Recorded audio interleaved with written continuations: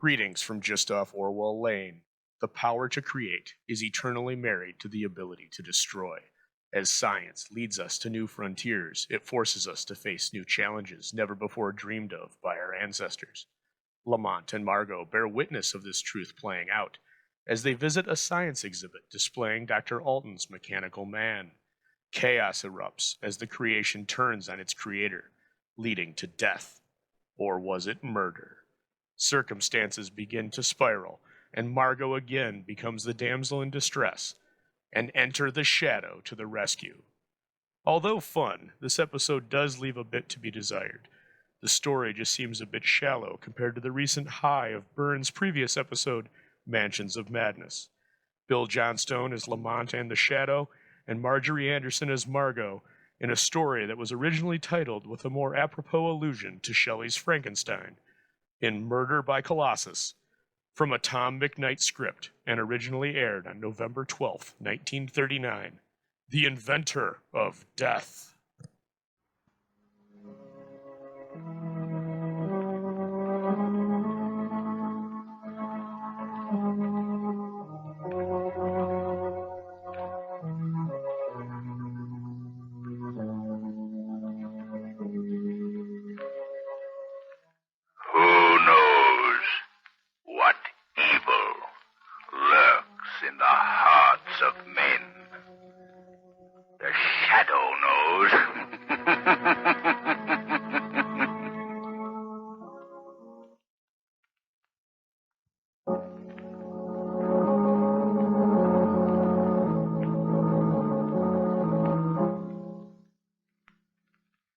The Shadow, mysterious character who furthers the forces of law and order, is in reality Lamont Cranston, wealthy young man about town. The Shadow uses his hypnotic power to cloud men's minds so that they cannot see him.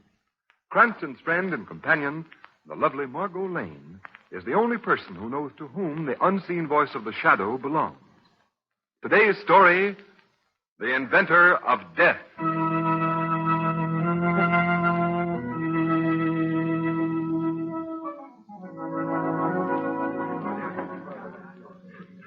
Lamont, this is really fun. I thought you might enjoy it, Margot. When you asked me to come to an exhibit at the Hall of Science, I began trying to think of fast excuses about sick grandmothers. Oh, really? Yes.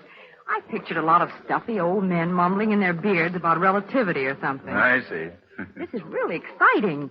Look, what's that over there? Well, they have a sign up. Let's find out. All right. Demonstrating the scientific marvel of the age. The mechanical man. Mechanical man? That's what it says.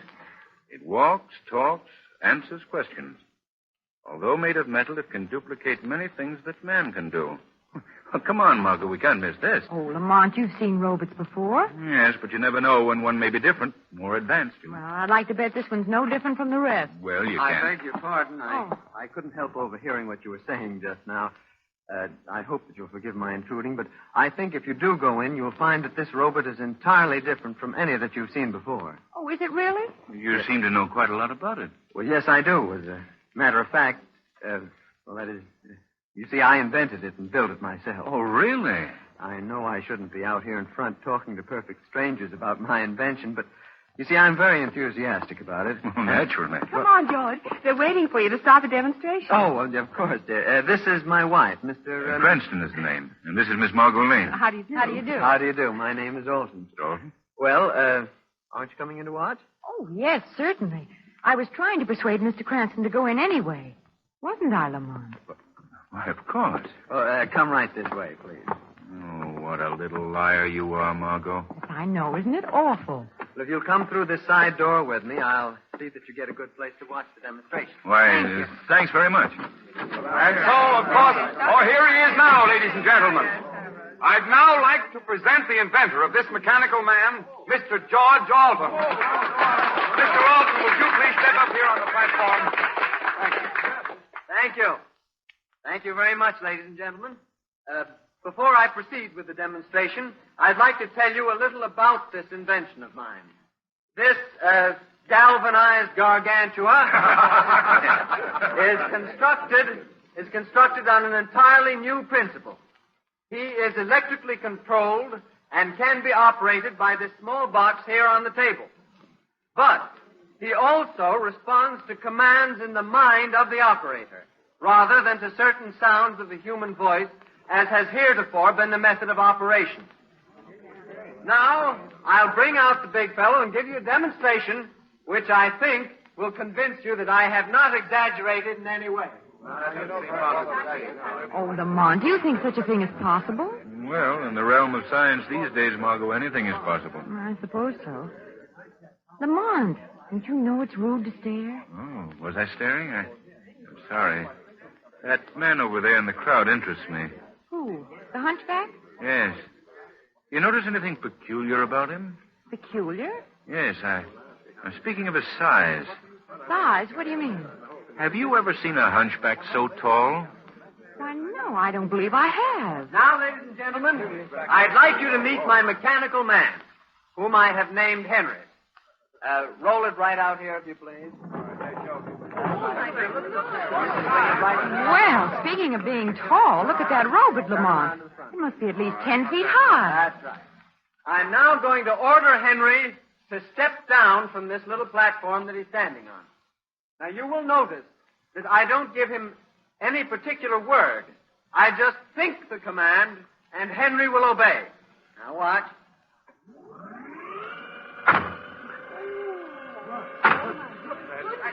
Lamont, look. That thing stepped right down off the platform just as he said it would. Yes. I will now ask Henry to answer a few questions. Henry, how much is 2 and 2? 4. 7 and 8. 15. That's right.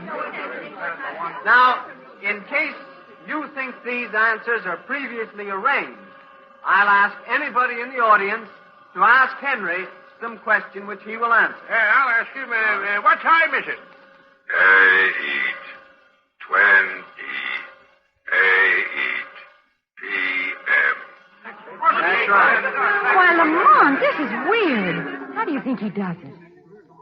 Lamont, you're not listening. Stop staring at that hunchback. Oh, I'm sorry, Margot. I was watching his expression. Just look at him. Why, his face is all contorted in pain. Not pain, Margot. Hate. Hate? Why? Well, unless I miss my guess, it's hate for your little inventor, Mr. Alton. Now, I'll ask Henry to walk among you and pick up various objects which I will call out from the platform. Now, please, ladies and gentlemen, don't be alarmed. Henry is perfectly amiable and obeys my orders implicitly. He wouldn't harm a fly. Well, that may be so, but if that two-legged tank's going to walk around here among us, brother, I'm getting out. Well, I'm very sorry to lose you, sir. I guess I'll have to show you that Henry is perfectly harmless. Lamont, if Henry toddles this way, harmless or not, you'll find me joining the parade to the exit. Ladies and gentlemen, please. Now, you see the young lady sitting on the chair at the other end of the platform. That is my wife, who is not afraid of Henry. Therefore, I'm going to ask him to walk over, pick her up in his arms, and carry her back to me. And you will find that she is none the worse for the experience. All right, Henry. You know what I want you to do.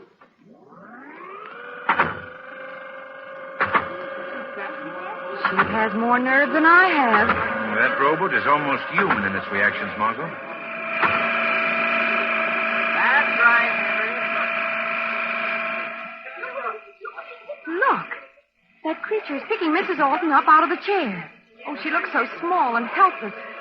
Come on, I'm afraid. Oh, I don't know why you should be frightened, Margot. Probably done this hundreds of times. See how he holds her in his arms? That's what he's trained to do. And now he walks with her.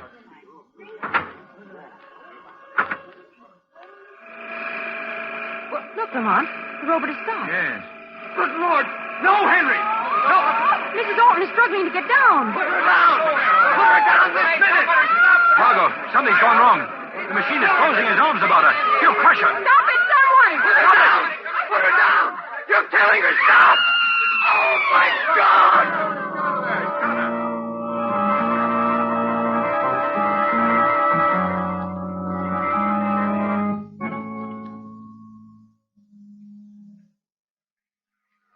Jim, I've simply got to get out of here. Darling, the police have ordered us to stay here. Lamont, how do you suppose it could have happened? I don't know, Margot. I don't like it. What do you mean? There's something behind all this. Something sinister. Something perhaps for the Shadow to investigate? Margot, please don't ever mention that name in public. Oh, I'm sorry. I'm sure no one could have overheard. You think so? Look behind you. Why, it's the hunchback. He wasn't there a minute ago. But I'm sure he didn't hear me. I hope not. Lamont! Look, the mechanical man. It's moving. Yeah, so it is. Its mouth is open. It's going to speak. The shadow must die. Oh, Lamont! Well, I'll be. Lamont, what does it mean? I haven't the faintest idea. Let me go, I tell you. Mr. Aldous, the doctor said... I don't care what the doctor said. I don't care what anybody said. I've got to do this before it's too late. Please, Mr. Aldous. Go. Oh, look, Lamont. The inventor's going up to the robot. What's he going to do? Smashing his invention to bits. The shock has put him out of his head. Margot, we've got to get that boy out of here.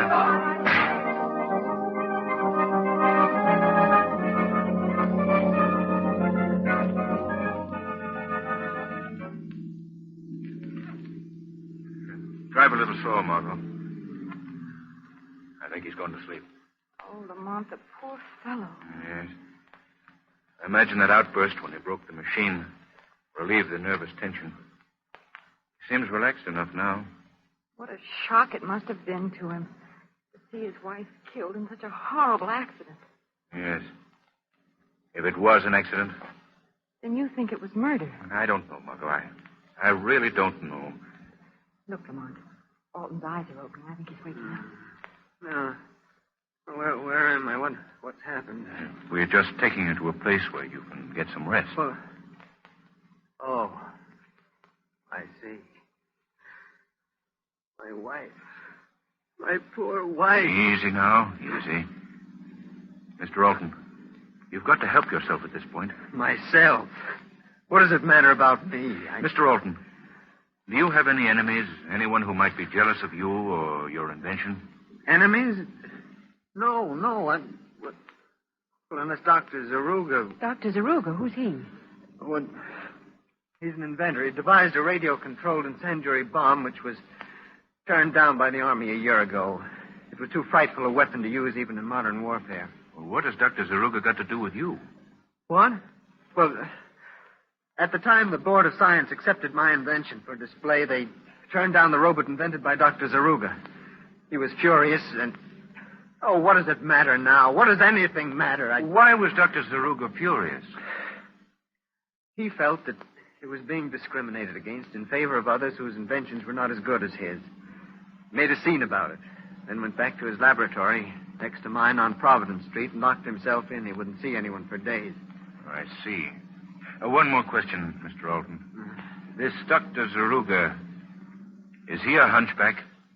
No, I believe he was at one time a high military officer in some European army. He was distinguished by his military bearing and piercing black eyes. Why do you ask? Oh, just an idea. I guess it wasn't a very good idea.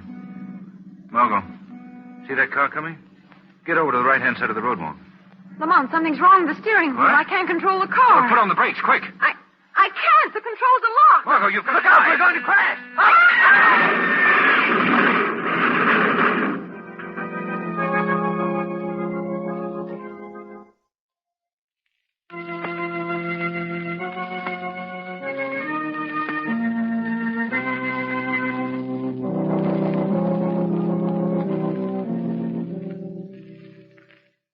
Dr. Yoon, how do you think Mr. Cranston's going to live, sir? Why, of course, Alan. Of course he's going to live. Takes more than a simple automobile smash-up to permanently damage a man with the physique of Lamont Cranston. Yes. Even if he has been unconscious for 24 hours. Yes, I hope so, sir. When Mr. Cranston comes to, Ellen, see that he stays in bed and keeps those bandages on his arm. Yes, a very good doctor. In bed, bandages on arm. I'll do my best, sir. Good night, sir. Good night. Bed, bandages on arm. Oh, dear. I'd better write it down so I shan't forget it. Oh, it's coming true. Mr. Cranston, sir. Alan, what happened? What am I doing here in bed, wrapped up in bandages like a Christmas package? Don't you remember, sir? You've been unconscious for 24 hours. If I've been unconscious for 24 hours, how could I remember? Well, yes, sir. Quite so, sir. Well, what happened? How did I get here? You're in bed, sir. Let me see now. Oh, yes. Keep in bed. Bandages on. Keep in bed. Bandages on. Stop mumbling. How did I get here? Why, you were in an automobile accident, sir. Yesterday, your car ran off the road and overturned in a ditch. Automobile accident? Yes, sir. Oh, yes, of course. And the others? How about the others? If you're referring to the young gentleman who was apparently riding in the car with you, sir, I'm afraid, well, that is... Dead? Yes, sir. His neck was broken in the crash. Oh. What about Miss Lane? Miss Lane? Yes, Miss Lane, you idiot. What about her? What happened to her? Was Miss Lane riding with you in the car? Was Miss Lane riding... Alan, what happened to Miss Lane? Speak up. Well, I don't know, sir. There was no sign of her at the scene of the accident. The police just reported finding you and the other gentleman. Alan, give me my clothes. I'm getting up. But, sir, the doctor said in bed and bandages... Blazes with the doctor. But I've got to find out what happened to Miss...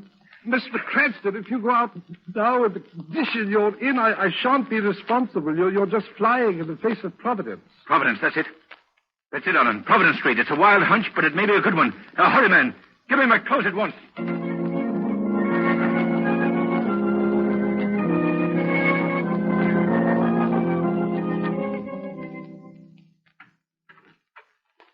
Oh, it's you. Yes, my dear. Dr. Zaruga, your humble servant. You were hoping for someone else, eh? I don't know what you're talking about.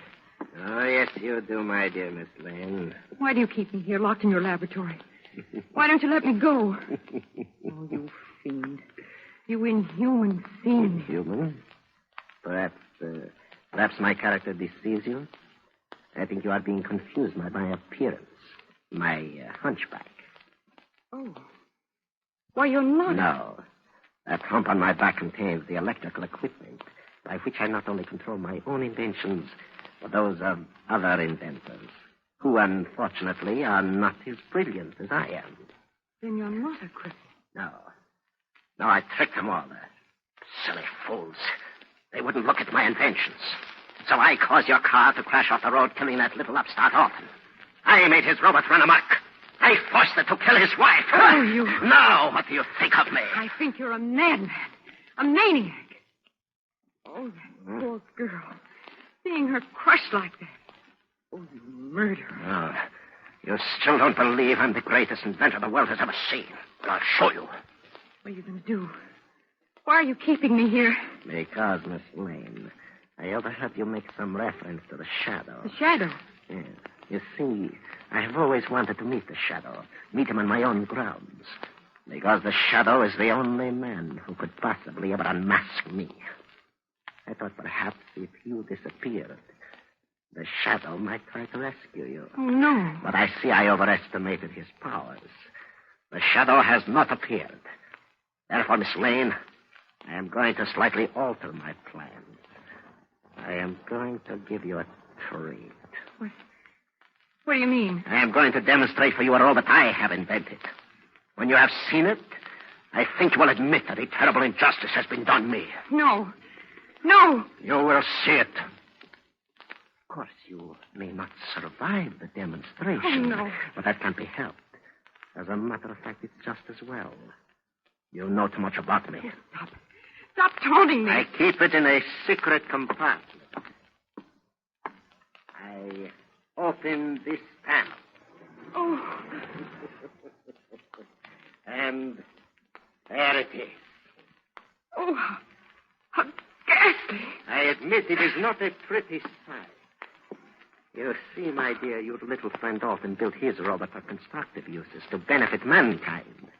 Mine is for destruction, a weapon for war. Imagine a regiment of robots like this marching against flesh and blood men. How horrible. And now, I will show you how he works. Robot, step forward 3 paces. Oh, no. No, don't. Please. Now, I want you to go to that girl. No.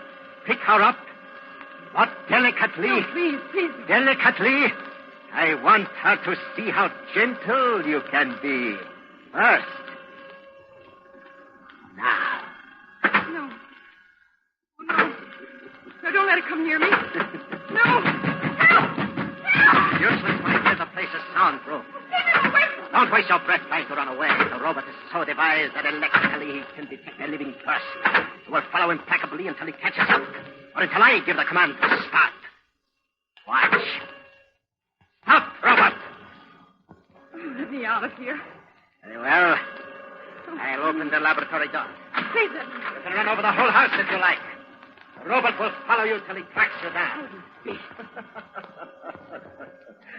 It's all right, my dear. Now, stand still. We'll be over very quickly. Walk, robot. No. No! Now, robot, pick her up in your arms. That's it. Let me go! You do not like to be held in his arms. He's hurting me! Stop it! Do not worry, he won't crush you yet. First, he will just hold you to a useless embrace. Please, let me go! Please, no! Oh, she's fainted. Let her down, robot. Later you will hold her again. There isn't going to be any later, Dr. Zaruga. The shuttle. Oh. You did come after all. I've been looking forward to this meeting. Just you and I in my laboratory. You expected me then? Yes, that's why I kept the girl here. I knew that you would come to us. I see. Very clever of you. I've been waiting to meet you for a long time, Shadow. Meet you and test my powers against yours. Just what are your powers, Zaruga?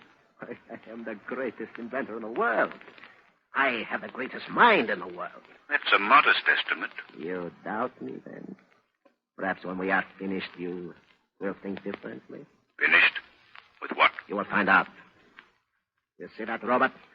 He is my servant, my slave, obedient to my every command. He is not bound by human limitations. He can see you, Shadow. He can see you. Wherever you are in this room, he will find you. When he does, I think you know what the result will be. What? You will be crushed. Crushed to bits in his arms. You and the young lady, too. Dr. Zaruga, you've chosen a dangerous game. But let me warn you. Two can play it, remember? You can't talk yourself out of this, Shadow. Robert, find this man. Rush him. I've warned you, Dr. Zaruga. You warned me. At last, Shadow, you've met your match. What avails man's mind against a machine? I agree with you, Dr. Zaruga. So I think we better eliminate the machine. Here. Let go of me. What are you trying to do? I'm interested in knowing what's under your coat, Dr. Zaruga. No! Robert! Robert, help me! Let me go. There, your robot doesn't move very swiftly, does he? Now there. Coat off. Well, an electrical control box. Don't touch that box. Don't touch it, I say. So that's your secret, Doctor. This contraption was a hump on your back, which controlled the other robot that day at the fair. Give me that box. Oh, no, Doctor. You think you've gained the upper hand, eh, Shadow? Well, I'll show you. You're still my prisoner in this room. You can't leave here, and you won't ever leave here, ever. Where are your great powers now, Zaruga? I'll show you. I can operate the robot by hand. Keep away from that robot, Zaruga. Keep away. I'll show you. All I have to do is pick up this lever. No, Robert. You misunderstood. Not me. Not me, you fool. Help. It's not me. Let me go. Help. It's crushing me.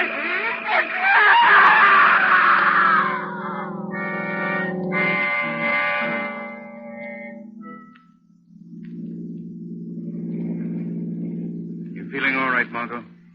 Well, I guess so, thanks. It does seem good to be out of that place. Yes. They're destroying Zaruga's robot. It's a pity in a way. Those mechanical gentlemen might be very serviceable if they were properly directed. Oh, you think so, huh? Well, after my little experience with the doctor and his mechanized murderer, I'll think twice in the future before I even use an electric toaster.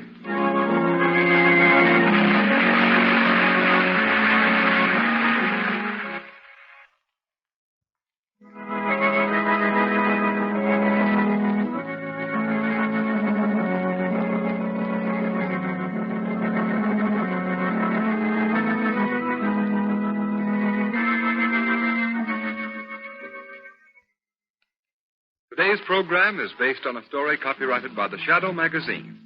All the characters and all the places named are fictitious. Any similarity to persons living or dead is purely coincidental. The Shadow magazine is on sale at your local newsstand.